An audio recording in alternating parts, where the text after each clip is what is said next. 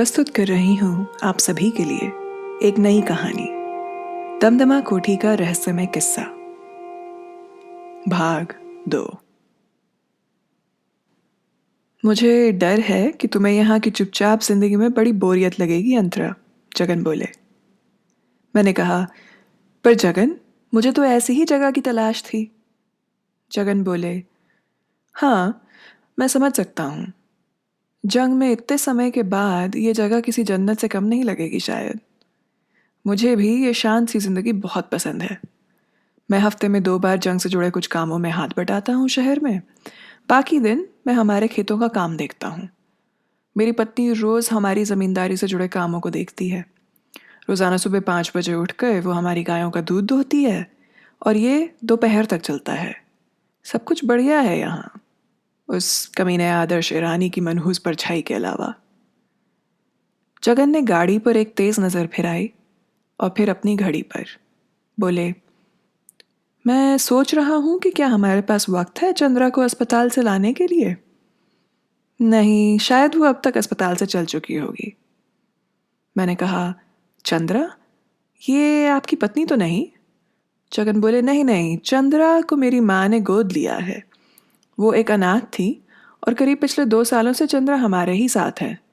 वो red cross के एक अस्पताल में काम करती है, तुंगभद्रा में, यहाँ से 7 मील दूर। जैसे जगन ने बात खत्म करी, हमारी गाड़ी उस पुराने शानदार घर पर आकर रुकी। खादी की साड़ी पहने एक औरत जो कुछ फूलों के गमलों के ऊपर झुकी थी, हमारे आने पर सीधी खड़ी हो गई। जगन उनसे बोले, नमस्ते आयशा, ये रही हमारी थकी हुई मेहमान अंतरा हंसराज। अंतरा, ये हैं ऐश्वर्या हेगड़े। आयशा जी ने बहुत उत्साह के साथ कस के मेरा हाथ ऐसे मिलाया कि मेरा तो हाथ ही दुख गया। उनकी आंखें नीली सी थीं और उनके चेहरे से साफ जाहिर था कि वो धूप में काफ़ी काम करती थीं। वो करीब 40 साल की होंगी। उनकी आवाज़ बहुत गहरी थी, इतनी बुलंद कि आदमियों जैसी लगे। और उनका शरीर काफ़ी चौड़ा और बड़ा था। उनके पैर भी बड़ी बड़ी चप्पल में घिरे। उनका बोलने का ढंग मानो टेलीग्राफ के जैसा था, रुक रुक के बोलने का जैसे एक अलग ही ढंग। वो बोली, जंगली घास उगाती है आग की तरह, कितना भी काट लो उगती ही जाती है। तुमको भी यहाँ काम पर लगा दूंगी मेरे साथ। मैंने कहा, मुझे तो बहुत अच्छा लगेगा अगर मैं आपके किसी भी काम आ पाऊँ। जगन हंसते हुए बोले, आयशा, आज की चाय कहाँ है, अंदर या बाहर? वो बोली, बाहर। बहुत सुंदर दिन है घर के अंदर रहने के लिए। जगन बोले, चलो फिर, तुमने आज के लिए बहुत बागवानी कर ली है, चलकर चाय नाश्ता कर लो। वो हमें घर के पीछे की तरफ लेकर चली, जहां चाय नाश्ते का सामान एक बड़े से पेड़ की छांव तले फैला हुआ था। वहां रखी कुर्सियों में से कोई हमारी तरफ चला आया। जगन मेरी तरफ मुड़कर बोले, अंतरा, ये मेरी पत्नी है। मैं कभी नहीं भूल सकती उस पल को जब मैंने माला चौहान को पहली नजर देखा था। वो शायद तभी घर से नहाकर निकली थी। उनके गीले लंबे घुंघराते बाल, उनकी चंचल सी शोख मुस्कुराहट, उनकी भूरी बिल्ली सी आंखों में जलती हल्की सी आग। मैं 2 पल को भूल गई कि मैं कहाँ थी और क्या कर रही थी। मेरे ख्यालों को कांच की तरह तोड़ते हुए उन्होंने कुछ स्नेह भरे शब्दों से मेरा स्वागत किया, अपनी हल्की स्पष्ट आवाज में। और कुर्सी पर बैठते हुए मुझे ऐसा लगा कि मैंने जगन का न्योता स्वीकार कर बहुत अच्छा किया। माला जी ने मुझे चाय दी और उनकी हल्की आवाज में बोली गई कुछ बातें सुनकर मुझे यकीन हो गया कि वो एक बहुत दिलचस्प महिला हैं। अच्छे सुनने वालों से बातें करने में मज़ा आता है और मैं अपने मेज़बानों को मेरे अस्पताल के रोचक किस्से सुनाने लगी, जिन्हें सुनकर वो काफ़ी हंसे। जगन इंसान बहुत अच्छे हैं, लेकिन बातें बनाना उनके बस की बात नहीं। इसी समय बराबर के एक शीशे के दरवाजे से पहचानी हुई एक आवाज़ गूंजी, तो तुम राजकुमारी को चाय के बाद चिट्ठी लिखोगे आदर्श? मैं दूसरे दिन के लिए तुंगभद्रा रानी को खुद लिखूंगी, या हमें राजकुमारी के जवाब का इंतजार करना चाहिए?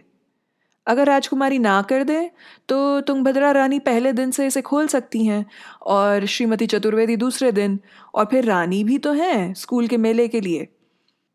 एक हल्की सी आवाज आई किसी आदमी के बुदबुदाने की, और फिर श्रीमती ईरानी की आवाज जवाब में उठी। हाँ बिल्कुल, चाय के बाद ठीक रहेगा। तुम कितना आगे की सोचते हो प्यारे आदर्श। शीशे का दरवाजा थोड़ा और खुला। एक सुंदर सफेद बालों वाली उम्रदराज औरत, जिनके नैन नक्श बड़े अच्छे से सजे थे, बाहर लॉन में आ गईं। उनके पीछे एक आदमी था जिसके चाल चलन में सम्मान जाहिर था। श्रीमती ईरानी मुझसे बहुत उत्साह से मिली। बोली, अंतरा, इतने सालों बाद कितना अच्छा लग रहा है तुमसे मिलकर। आदर्श, ये है अंतरा। अंतरा, ये मेरे पति। श्रीमती ईरानी आदर्श को देखकर प्यार से मुस्कुराईं और आदर्श भी बहुत प्यार से वापस मुस्कुराए। एक समझदार औरत की बड़ी अजीब सी मूर्खता। आदर्श के आते ही माहौल में एक अजीब सा तनाव आ गया और चुप्पी भर गई। आयशा जी ने तो अपने जज्बातों को छिपाने की कोशिश भी नहीं करी, लेकिन ऐसा लगा कि श्रीमती ईरानी ने कुछ भी अजीब महसूस नहीं किया। वो पहले जैसी बातूनी थीं और लगातार किसी न किसी विषय पर बात चलती रही। ज्यादातर बात जल्द ही आने वाले मेले की थी, जिसकी तैयारी उन्होंने अपने जिम्मे ली थी। एक आध बार उन्होंने तारीख या दिन के बारे में अपने पति से सलाह ली। आदर्श चौकन्ने थे और हर बात को ध्यान से सुन रहे थे। मुझे शुरू से ही वो बिल्कुल पसंद नहीं आए, और सच कहूँ तो मेरी पहली नज़र कभी धोखा नहीं खाती। ये था भाग 2। मैं चाहती हूँ कि आप प्लीज़ मेरे साथ जुड़े रहिए, इस कहानी के साथ जुड़े रहिए। अगला भाग मैं लेकर आऊँगी जल्द ही आप सभी के लिए। अगर आपको ये कहानी पसंद आई तो प्लीज़ इसे लाइक करें, शेयर करें और मेरे चैनल को सब्सक्राइब करें। मुझे सपोर्ट करें और अपने दोस्तों को इस चैनल के बारे में, इस कहानी के बारे में बताएं। सुनने के लिए आप सभी का बहुत बहुत धन्यवाद।